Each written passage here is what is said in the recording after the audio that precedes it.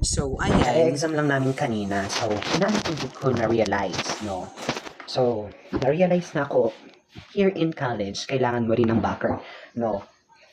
Especially kapag exam na. So, kung sa DepEd, ang backer, ginagamit siya para, sabi na, parang, siguro parang dali kang hatagan ng item, no? So, para dali ka lang madistino kung asang lugar. So, dali sa college, habang nag-eskwela ka pa, kailangan mo og backer. Pero yung backer na to, especially pag exam ha, nuto siya ang tagahatag nimo og sagot.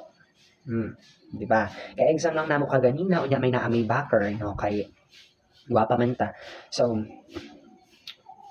may na ako'y friend, duha mi, gihatagan mi og sagot.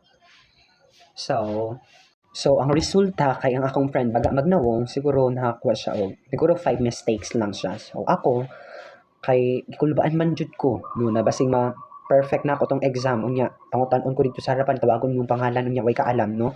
So, way na ko to siya gi-perfect.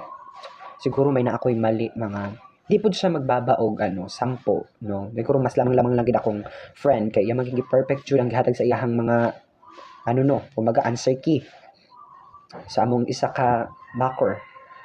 So, mo to siya akong na-realize diri sa college, no? Kailangan mabinuutan ka para makakuha ka gid og mga backer kung gusto nimo mag-survive, no? So, kailangan man jud na sa college. Mo lang to siya.